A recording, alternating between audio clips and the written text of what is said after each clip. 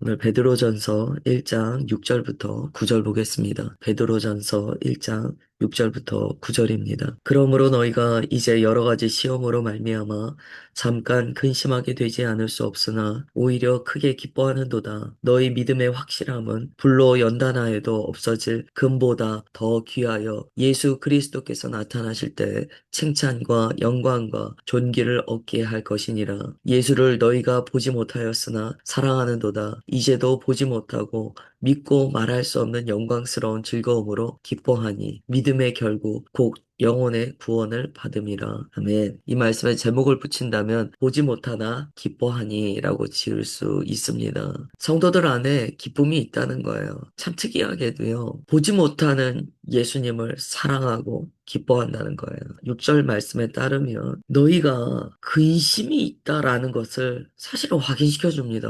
잠깐 근심하게 되지 않을 수 없다라고 이야기해요. 근심이 있다는 거예요. 그러나 그리스도인이 오히려 크게 기뻐한다라고 이야기합니다. 베드로는요, 핍박당하고 있는 그리스도인에게 너희는 아무 문제가 없어. 너희는 근심도 없고 걱정도 없어. 라고 이야기하지 않고요. 근심은 존재한다. 그러나 그것보다 큰 기쁨이 너희 가운데 실제한다. 라고 이야기해 줍니다. 베드로 전서의 수신자는 나그네와 같이 흩어져 있는 핍박당하는 그리스도인이었어요. 그들은 차별받았고 상실을 경험했습니다. 예수님을 믿는다는 것 자체가 불이익이고 상실이었어요. 그 현실을 외면하는 것이 아니에요. 그것을 그대로 받아들입니다. 그러나 그리스도인이 현실의 그러한 고통을 크게 보는 것이 아니고 그것 너머에 오히려 기뻐할 수밖에 없는 예수님을 더욱더 깊이 바라보고 붙들었다는 거예요. 그렇다면 우리가 시험의 목적이 무엇인가? 바로 이 근심의 목적이 무엇인가? 라는 것을 한번 살펴봐야 됩니다. 그리고 보지 못하지만 사랑할 수 있는 그 믿음이 무엇인가? 또한 그 믿음의 최종 목적지가 무엇인가? 그걸 봐야 돼요. 그 내용이 오늘 말씀입니다. 여기 여러 가지 시험이라고 나와 있는데요. 원어로 보시면 이때 여러 가지는요, 다양한 색깔의 라는 의미를 가져요. 여러 가지 색깔이 섞여 있다는 거예요. 시험이 다 똑같지 않습니다. 하나님께서는요, 각 사람에게 서로 다른 여러 가지 시험을 주세요. 허락하세요. 어떤 사람은 건강의 시험이 있고요. 어떤 사람은 관계의 시험이 있고요. 어떤 사람은 경제의 시험이 있어요. 어떤 사람은 사회적인 계속 핍박이 있어요. 다 다릅니다. 이러한 여러 가지들이 섞여 있는데 이 시험에 공통점이 있어요. 잠깐이라는 거죠. 이렇게 이야기하면 여러분들이 마음에 반감이 있을 수 있어요. 잠깐이라니요. 저는 아주 오랜 기간 이 시험을 당하고 있습니다. 어떻게 주님께서 내가 당하고 있는 이 시험을 잠깐이라고 이야기할 수 있습니까? 잠깐이에요. 왜냐하면 영혼을 살아가는 그리스도인의 시간의 개념으로 봤을 때 이것은 매우 잠깐이라는 거예요. 그리스도인은요, 지금 사는 삶이 다라고 생각하고 살지 않습니다. 이 삶 너머에 영원한 삶이 있다라고 우리는 믿고 살아요. 정말 그 영원한 생명을 믿는다면 지금의 인생이 얼마나 짧은가 그것을 실감하는 삶을 산다는 거죠. 그거 허무주의 같아요 라고 말씀하실지 모르겠어요. 이건 허무주의가 아니고요. 믿음의 영역입니다. 영생을 얻었다. 나는 구원받았다라고 믿으시잖아요. 교회 다니시는 분들이 다 저는 구원을 못 받았습니다. 그리고 다니진 않으세요. 주님께서 나를 구원하여 주셨습니다. 감사합니다. 그리고 예수님을 믿는다고 이야기해요. 그러면 우리가 믿는 그 구원의 확실함이 무엇입니까? 영생이잖아요. 영생이라는 것은 우리가 영원한 시간에 안에 존재하는 하나님의 백성이라고 믿는다는 거예요. 구원받았다라고 믿으면서 이 삶이 전부인 것처럼 산다. 그러면 둘 중에 하나는 지금 이상한 거예요. 그래서 지금 여러 가지 시험이 있지만 그것이 잠깐이다라고 이야기하는 것에 우리가 아멘할 수밖에 없습니다. 왜냐하면 정말 잠깐이니까. 영원한 시간으로 봤을 때 지금 우리의 시험은 너무나 짧은 순간이라는 거예요. 그러면 여기서 우리가 뭘 또 생각해야 되냐면 그러면 이 잠깐이나마 시험을 주시는 목적이 무엇입니까? 왜 하나님께서는 우리에게 시험을 허락하십니까? 왜 허락하실까요? 시험 안 주시면 좋잖아요. 왜 시험을 허락하실까요? 왜 삶의 고난과 문제들을 허락하실까요? 베드로는요, 이것을 설명하기 위해서 금을 비유로 듭니다.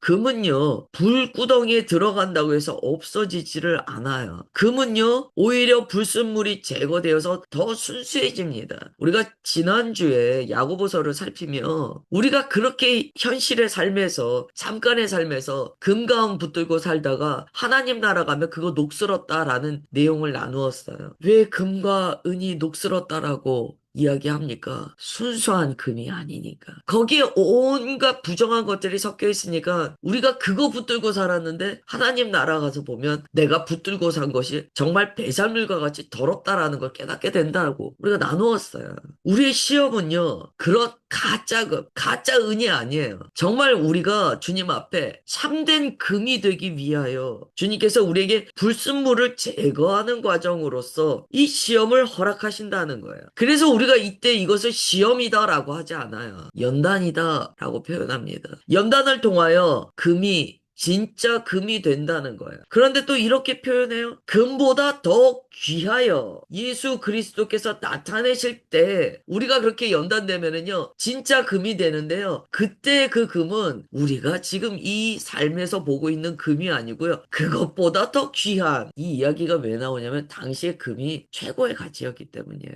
요즘에는 금이 최고의 가치는 아니죠. 요즘으로 본다면 금보다 더 귀한 가치들이 있잖아요. 그 가장 귀하다 이야기하는 그 당시에 그거보다 더 귀한 칭찬과 영광과 존귀를 얻게 하시기 위함이다라고 이야기해요. 그러면 이 잠깐의 시험이 있어야겠습니까? 없어야겠습니까? 우리의 마음에서는 아니라고 아우성칠지 몰라도 성경은 가르쳐 주세요. 모든 사람은 주님 앞에 연단 받아야 한다는 거예요. 그래야지 우리 안에 있는 불순물이 제거가 되며 주님 앞에 정결하게 된다는 거예요. 여러분, 주님께서 우리를 연단하실 때 그것을 받으셔야 돼요. 그리고 그때는요, 내 안에 불순물이 뽑아지는 것에 집중하셔야 돼요. 어떻게 하면 내가 이 연단을 벗어날까? 어떻게 하면 이 연단을 도망칠까? 그러면 다 주님께서요, 또 연단하세요. 왜냐면 주의 목적이 있으시기 때문에. 지금 말씀하시는 것은요, 시험은 목적이 있다. 내가 너를 더 귀하게 하기 위함이다. 너가 시험을 통하여 내가 목적하는 바 그 순금과 같이 정결하여진다면 내가 재림할 때 너는 칭찬과 영광과 존귀를 얻게 될 것이다 라고 이야기합니다. 이 칭찬과 영광과 존귀는요, 얻어도 되고 얻지 않아도 되는 게 아니에요. 예수님께서 재림하실 그때 시험을 받아 순금이 된 자들이 주님께 받아들여지게 됩니다. 그래서 이 칭찬과 영광과 존귀는요, 반드시 있어야 돼요. 불을 통과하지 않은 성도는 과연 성도라고 할 수 있는가? 어떻게 예수 그리스도의 사람이라고 하면서 그는 불을 통과하지 않았는가? 이거 참 고통스럽게 하는 질문입니다. 그래서 성경은 말씀해요. 불심판이 올 때 이상히 여기지 말아라. 불시험이 올 때 이상히 여기지 말아라. 그걸 이상히 여겨서 그리스도인들이 많이 도망치고 많이 그것을 거절합니다. 그러나 성경은 우리에게 가르쳐줘요. 연단의 불을 통과하라는 거예요. 이거는 그리스도인 모두의 삶의 길입니다. 불심판 통과하지 않으면 안 돼요. 각자 여러 가지 색깔의 불심판을 통과하십니다. 여러분, 도망치지 마세요. 받으셔야 돼요. 그걸 통하여 주님께서는 우리를 정하게 하시고 주께서 오시는 그날 우리에게 칭찬과 명성과 영광과 존귀를 주십니다. 그것을 우리는 흰옷을 입었다라고 표현해요. 어떻게 흰옷을 입게 됩니까? 성경 100번 읽으면 흰옷 입게 됩니까? 아니에요. 성경 100번 읽는다고 흰옷 입게 되면 바리새인과 사두개인한테 그런 말씀 안 하셨어요. 성경을 읽는다는 것은요, 성경의 말씀으로 살아낼 때 불심판을, 정말 불시험을 통과했다는 거예요. 삶으로 읽어야 돼요, 성경을. 그냥 귀로 읽고 눈으로 읽는다고 저절로 흰옷 입게 되는 게 아니에요. 그래서 결국 기독교 역사를 보면은요, 사막에 들어갔던 사람들이 그래서 다시 다 뛰쳐나온 거예요. 너무 거룩한 것만 추구하고 들어가 있으니까 사람이 관계 가운데 연단돼야 되는데 그게 없는 거예요. 그래서 뛰쳐나옵니다. 그래서 수녀원이 생기는 거예요. 그 역사에 나옵니다. 교회사에 쭉 보면 이제 우리는 물론 프로테스탄트로부터 그 이후에 이제 기독교의 탄생을 이야기하지만 긴 역사로 봤을 때 교회사를 보면 그런 과정들이 다 나와요. 믿음의 선진들이 다 고민했던 내용들이에요. 그런데 8절에서 또 이렇게 이야기하세요. 예수를 너희가 보지 못하였으나 사랑하는도다. 이거는 정말 베드로기 때문에 할 수 있는 이야기야. 그 당시에 사도라 이루 붙여진 이 원사도들, 이 사람 사람들은요, 살아계시는 예수님, 인자로 오신 예수님과 함께 살았던 사람들이에요. 그 사람들을 그 당시에 사도라 불렀습니다. 바울의 사도 논쟁은 바로 그것으로부터 출발했어요. 너는 예수님 살아계실 때 예수님과 함께 살지 않았잖아. 예수님께 부름받지 않았잖아. 네가 어떻게 사도가 될 수 있어? 그 논쟁은 끊임없이 바울을 따라다녔어요. 바울이 이야기합니다. 나는 부활하신 예수님을 만났어. 너희들은 부활하신 예수님을 실제라고 말하지 않는 거야? 나는 부활하신 예수님을 다메섹 도상에서 만났어. 그러므로 나도 사도야. 예수님을 만나고 예수님께 직접 부름 받았어. 나 사도야. 이렇게 이야기한 거예요. 사도 바울이 그 사도라는 직분이 그럴듯하고 좋고 권력이기 때문에 그걸 취하려고 했던 게 아니에요. 사도 바울이 자기가 복음을 전파할 때 사도라는 이름이 없으면, 사도라는 그 확증이 없으면 사람들이 그 복음의 가치를 자꾸 하락시키기 때문에 복음을 위하여 내가 사도라고 주장하게 됩니다. 이거 오늘날 똑같이 발생합니다. 저도 이 목사 안수 받을 때요, 제가 왜 사도 바울이 자꾸 사도라고 이야기하는지 개인적으로 조금 이해하는 면이 있었어요. 똑같은 복음을 전하거든요. 근데 평신도할 때 전하는 것과 전도사일 때 전하는 것과 목사일 때 전하는 게 다르다는 걸 제가 알게 됐어요. 똑같은 복음이거든요. 그런데 전도사일 때 제가 이야기하면, 이 복음을 전하면 이거 그렇게 귀하게 받진 않으세요. 제가 이게 이제 사람의 약간, 죄송합니다, 제가 생각할 때는 그때 사람들이 참 이게 복음을 받을 때 복음의 가치만 봐야 되는데 사람의 가치를 보는 어리석음이 있구나라는 걸 제가 통감했어요. 그리고 하나님께서 안수 받으라고 하실 때 꺼려하는 마음이 있었는데 그런 걸 경험하면서 복음의 확실함을 위하여 안수를 받아야 된다, 이 과정을 거치는 기간들이 있었습니다. 지금 어떤 그런 관점이에요. 베드로가 보니까 이 흩어져 있는 그리스도인들의 특징이 있어요. 너희가 예수님을 직접 만나지는 못했다. 베드로 자신은 만났잖아요. 직접 살아계신 예수님의 숨결을 경험하고 만지심을 경험하고 살아계신 예수님, 인자로 오신 하나님의 아들의 모든 것을 그가 경험했잖아요. 그러니까 그는 보았기 때문에 부인할 수 없는 사람이에요. 부활도 보았기 때문에 부인할 수 없는 사람이에요. 그런데 베드로가요, 성도님들을 보니까 너무 귀한 거예요. 예수님을 만난 적이 없는데 그들은 예수님을 믿고 사랑하는 거예요. 이게 얼마나 귀한지 몰라요. 정말 순수하게 예수님의 그 복음을 받아들인다는 거예요. 여러분, 이 마음이 있어야 합니다. 우리에게 누가 어떤 말씀을 전하는가 사람 생각하시면 안 돼요. 복음만 보시는 거예요. 예수님만 바라보시는 거예요. 지금 흩어져 있는 그리스도인이요, 예수님을 보지 못하였으나 사랑한다. 이게 무슨 의미입니까? 그들이 정말 마음으로 예수님을 만난 거예요. 어떻게 보이지 않는 예수님을 사랑할 수 있습니까? 만났으니. 정말 마음으로 예수님과 함께 살고 있으니까. 그들이 예수님을 바라보는 것 실제예요. 육신의 눈으로 살아계신 예수님을 봐야 하는 게 아니에요. 마음의 눈으로 예수님을 볼 수 있다는 거예요.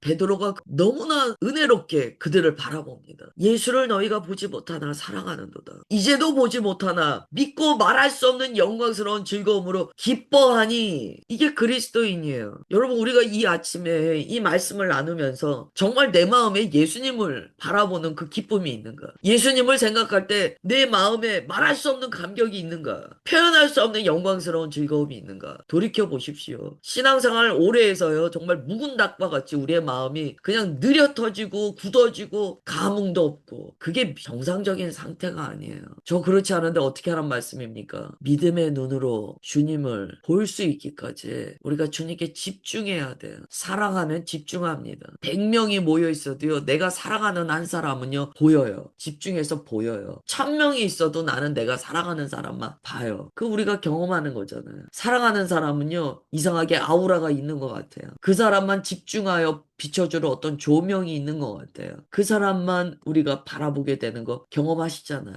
내가 관심 있는 존재이기 때문에. 과연 예수님께만 나는 내 마음에 조명이 켜져 있는가? 예수님만 집중하는가? 우리가 봐야 돼요. 베드로가요, 흩어져 있는 핍박당하는 그리스도인들을 보면서 이렇게 감탄합니다. 그리고 9절 이야기해요. 너희들이 믿음의 결국, 믿음의 목적, 곧 영혼의 구원을 받음이라. 영혼의 구원을 받았기 때문에 예수님으로부터 시선을 뗄 수 없다는 거예요. 이 베드로서의 말씀을 잘 보십시오. 베드로가 지금 뭐라고 이야기하는가? 성령님의 감동으로 어떠한 구원을 이야기하는가를 우리가 오늘 알아야 돼요. 베드로가 뭐라고 하냐면 믿음의 목적, 쉬운 성경으로 읽어드릴게요. 그것은 여러분의 믿음의 목적이 있기 때문입니다. 그 그 목적, 바로 여러분의 영혼이 구원을 받는다는 기쁨이 이미 여러분에게는 주어졌습니다. 쉽게 이야기하면 여러분들이 구원을 받았기 때문에 보지 못하나 예수님을 사랑하며 지금도 보지 못하나 믿고 예수님을 참으로 믿고 말할 수 없는 영광스러운 즐거움으로 기뻐하는 삶을 사는 것입니다. 뭐가 먼저입니까? 이거 진짜 성경이 오늘 우리의 마음 가운데요. 정말 도전을 주세요. 왜 기뻐하지 않느냐? 왜 예수님을 사랑할 수 없느냐? 왜 시험을 받을 때 즐거워하며 그 시험 안에 연단되는 것을 참으로 감사하지 않느냐?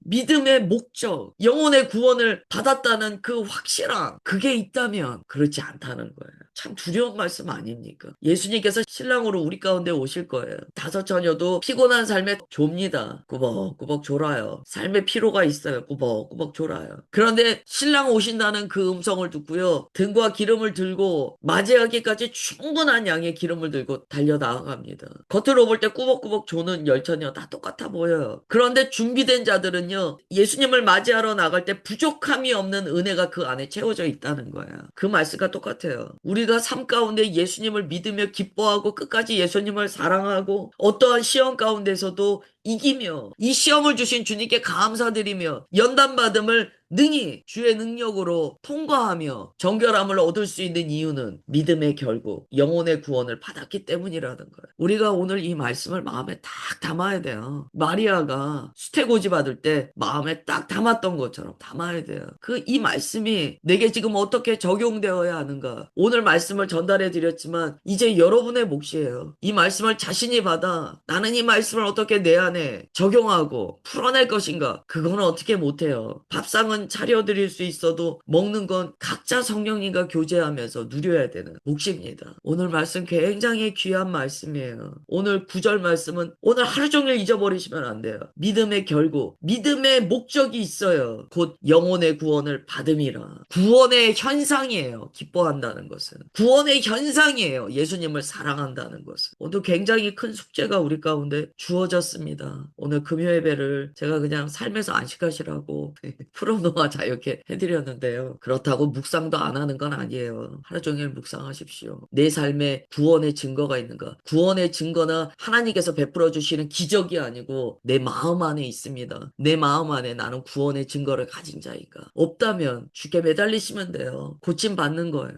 기도하겠습니다. 하나님 오늘 베드로서를 통하여 주의 그 크고 확실한 음성을 받았습니다. 믿음의 결국 곧 영혼의 구원을 받음이라. 그러므로 너희가 예수를 보지 못하나 사랑하는구나. 이제도 보지 못하나 예수님을 믿으며 말할 수 없이 영광스러운 즐거움으로 기뻐하며 살아내는구나. 믿음의 결국 영혼의 구원을 받음으로 불로 연단하여도 없어질 금보다 더 귀한 예수 그리스도께서 나타나실 때 얻을 칭찬과 영광과 존귀를 경험하는 삶을 사는구나. 그래서 여러 가지 시험이 있으나 너희들이 그것을 거절하지 않고 오히려 크게 기뻐하며 주님 안에 정결함 있기를 감사하는구나. 주의 말씀을 오늘 아멘으로 받습니다. 믿음의 결국 영혼의 구원을 받은 그 모습이 우리 가운데 있는지 오늘 우리의 마음을 만지시고 주 안에 참된 그리스도의 형상이 회복되기까지 우리를 붙들어 주옵소서, 고쳐 주옵소서. 그렇게 역사하시는 주님이심을 믿으며 사랑하는 주 예수님의 이름으로 기도드리옵나이다. 아멘.